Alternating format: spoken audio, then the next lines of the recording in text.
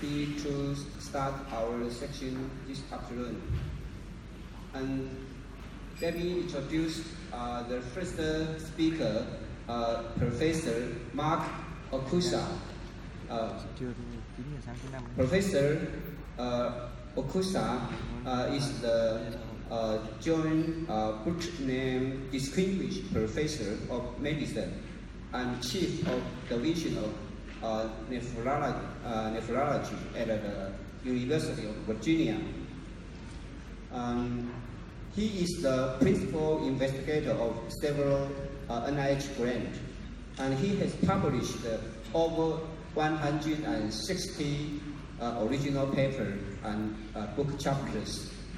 He has served on advisory committees and study section for NIH, ASN, AHA, and NKF, and is a chair of the program committee of the ASN. Now, he is the president of the American Society of Nephrology. Now, let's welcome Professor Mark Okusa.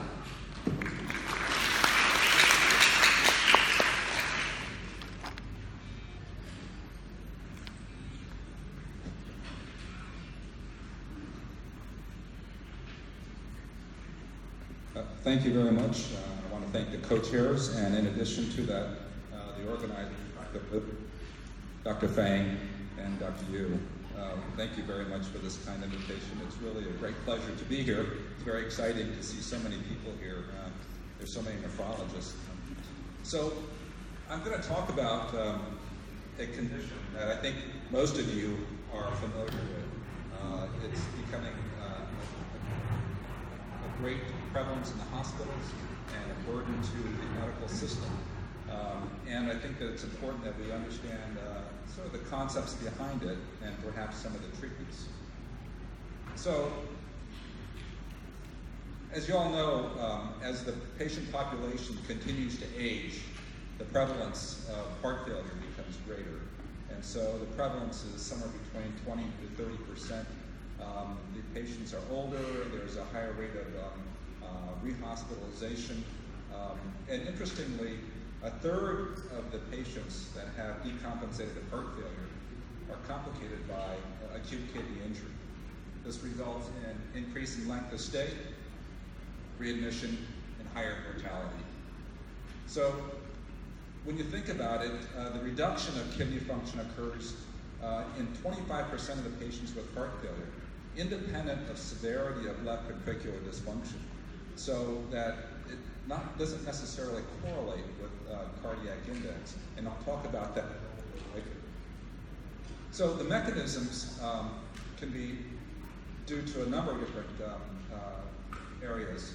The hemodynamic issues, the neurohumoral mechanisms, and other disease-related mechanisms. When you think about the hemodynamic mechanisms, fluid overload and retention of salt and water becomes paramount.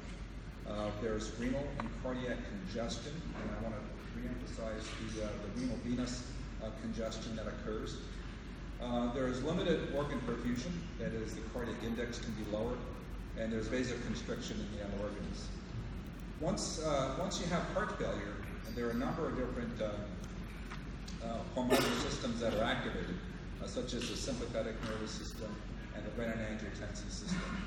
And in addition, there are disease-related conditions that relate to inflammation, that relate to mineral and bone disease, and acid base and anemia. So the ADKI group back a few years ago, 2008 I believe, had developed a classification system for cardiorenal syndrome. And this classification system is important conceptually to understand perhaps the pathogenesis of cardiorenal syndrome. And it's pretty simple. It has 5 different groups, 2 related to the heart, 2 that are primary kidney, and there's 1 that's systemic. The 2 that are related to the heart and kidney are broken down into acute and chronic. So that those are 4 different conditions that make up cardiorenal syndrome. So type 1 is the acute cardiorenal syndrome, where you have acute heart failure. For instance, when someone might have myocardial infarction and come in with a rise in their creatinine. Type 2 is chronic cardiorenal syndrome. Type 3 is when you have acute kidney injury that leads to fluid overload and congestive heart failure. Type 4 is interesting, and I want to spend a little bit of time talking about that. It's related to a chronic kidney disease that leads to not only CKD progression, but also chronic heart failure. And type 5 is when you have sepsis or septic shock, and you have problems that relate to inflammation, microcirculation, that deals with both the kidney and the heart. Now, with type 4 cardiorenal syndrome, with CKD, there are a number of different factors and humoral factors, metabolic factors that come into play. But interesting, recently, there's been the interest in FGF23 and clotho.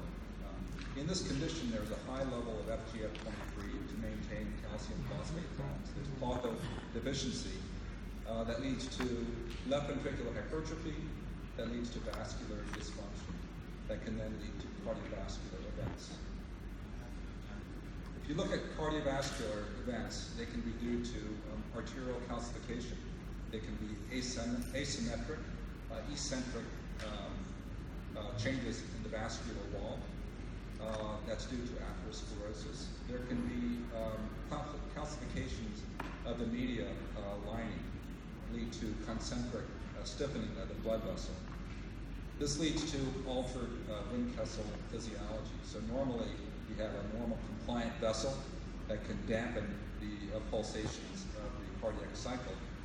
This is lost when you have stiff vessels, and so you have widening of the pulse pressure that could lead to cardiovascular events.